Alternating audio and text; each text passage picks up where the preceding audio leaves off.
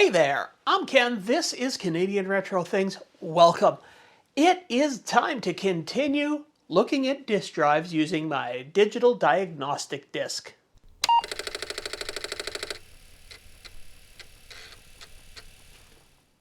That's right, this is part 2. If you haven't seen part 1 yet, you can check it out. There should be a link down in the description. In that part, I looked at 2 disk drives. Unfortunately, one of them had a spindle problem, which is something that I can't adjust and, as near as I can tell, cannot be fixed. So that is likely going to be a backup drive for me until it completely stops working, and then it will just be a parts drive. The other drive that I did, I had to do a couple of little adjustments on it. I greased up the rails on it, and that seemed to help it a lot, and it seems to be working pretty much perfectly now. So today I have a dual disk drive to look at and another single disk drive. So I guess without further ado, we should pull that digital diagnostic disk out, load up the memory minder, and get to work on those disk drives. All right, so we have my dual drive here, and as you can see, I've actually removed one of the drives so that I can work on just this drive. So here is the other drive. These are TX drives. So I can look those up online to see if there's where everything is that I need to possibly work on. I believe I will have to take this metal plate off the side just to get to things like the timer and everything else. So I guess I have to take this a little bit more apart, but yeah, I'll be using one drive at a time. Okay, we have everything loaded up, ready to do the quick test on this drive.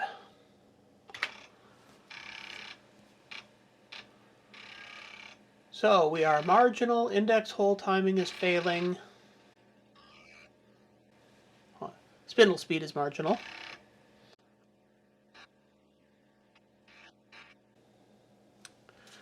Alrighty, so this should be our index hole timing. And as before, we'll just give this a little loosen, and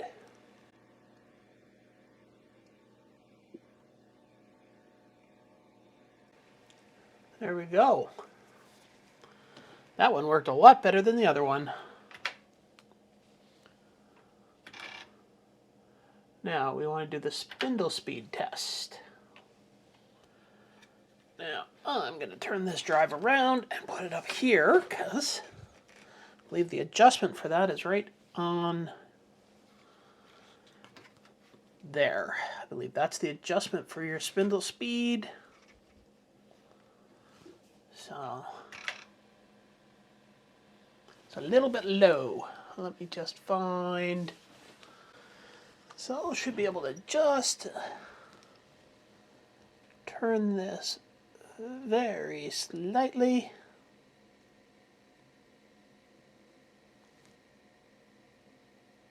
Wrong way.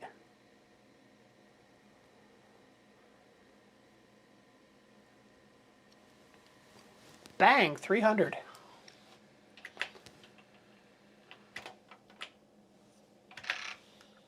Now let's see what the quick test says now.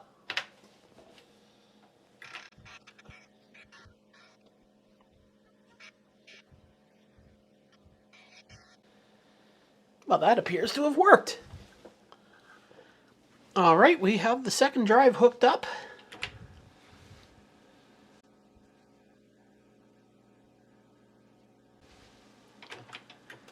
Something's not working right here.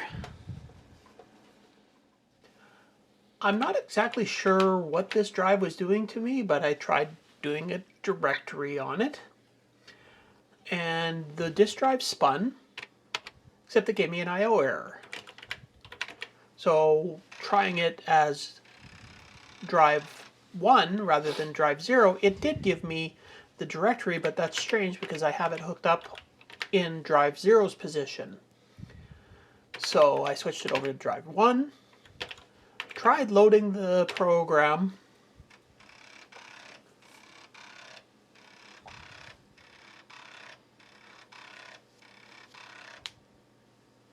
and again, I got an I/O error, but it did load something, so I decided to try seeing if anything would happen, and that's definitely not what I wanted to see.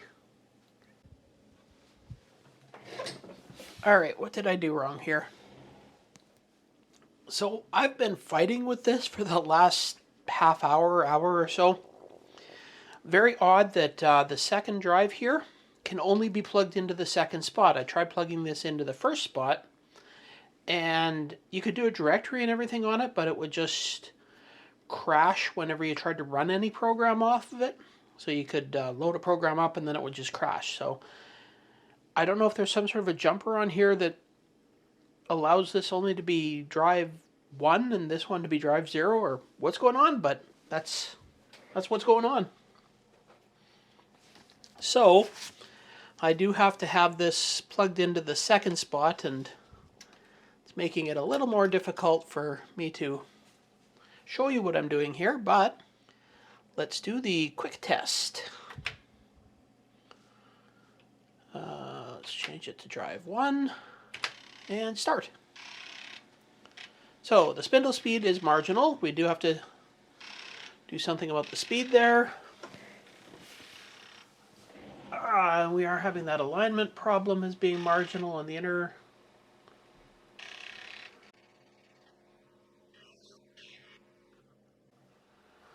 All right, and as I was saying before, let's see if I can just tilt this up so you can see. There's this right here. This is what I have to adjust for the spindle speed. So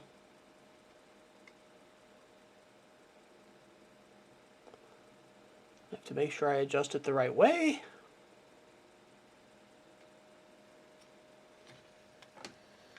There we go.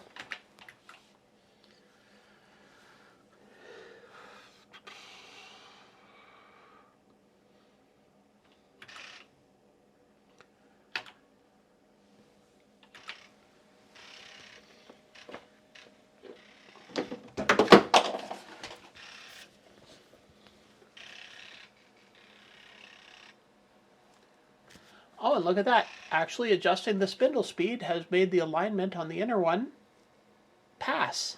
So could be just because the speed was out just a little bit. So there we go. I can put this drive back together now because both drives seem to be working just fine. It's interesting how fixing that spindle speed made that alignment problem on the inner track better. It shows how integrated these systems actually are. Start with the easier things to adjust, and it may help with the more complicated stuff.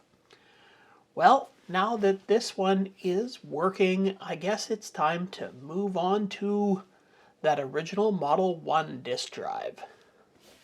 Okay, so I have here my original TRS-80 Model 1 disk drive, which it sounds really crunchy, so I'm assuming there's going to be some problems with it, and I've had to actually really take a bunch of this drive apart just so I could get to anything, because, I mean, you can see in the inside here, here's where the timing hole is, adjustment under this board, main board.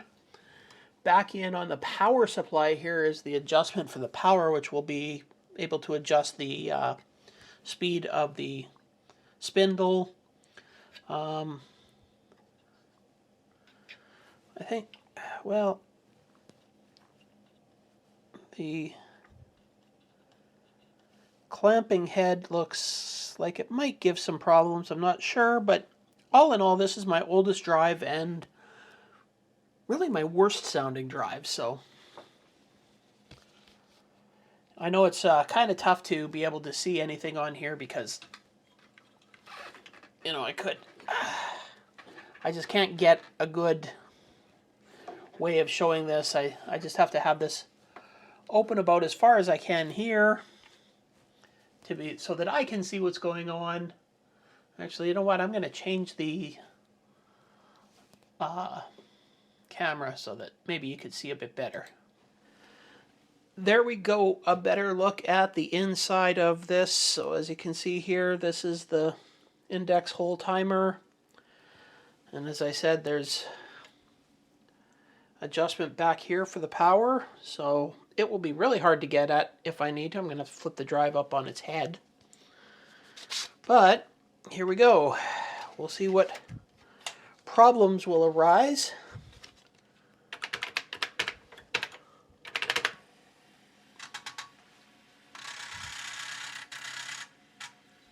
As you can hear, that is a much crunchier sounding drive than any of my others, but it's also a good many years older. This would be from probably right around 1977, because or 78, because the Model 1 that I have is from right around that time. So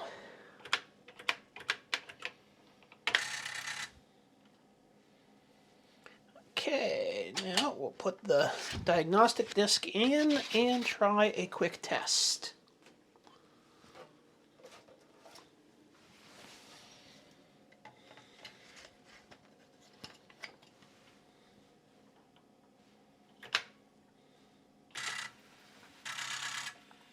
Okay, index hole timing is marginal.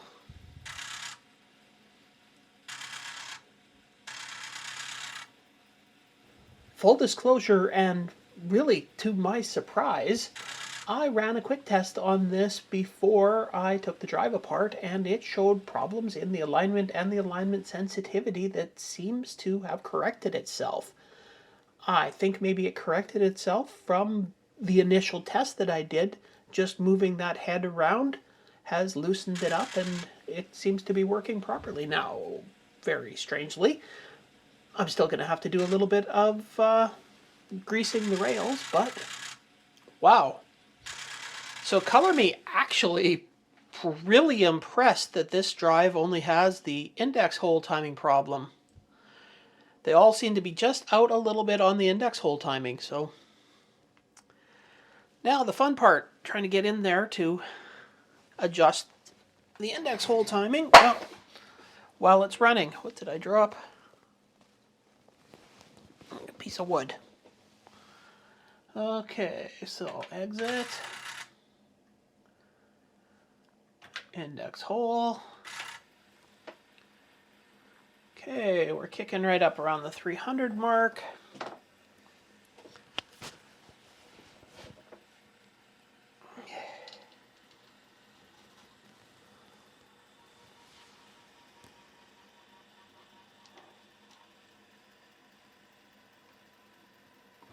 Ooh, that is tight. Oh.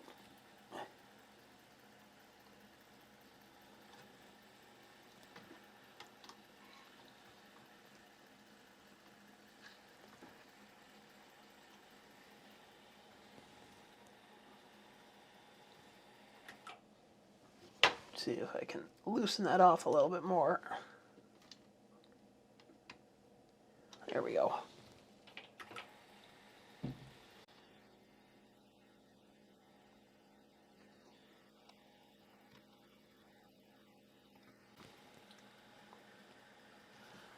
There we go. Let's see.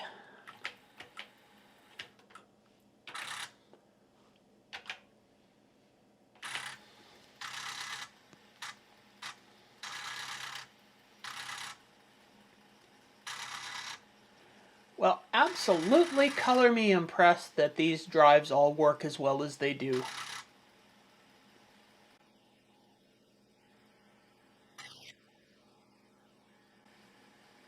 I thought I was actually leaving a drive that I was going to have to do a whole bunch to right here, but apparently not. Now I guess I just got to see if I can actually get this drive put back together. There we go. I have looked over my disk drives. I had 3 single drives and 1 dual drive, and now 2 of those single drives are working and the dual drive is working.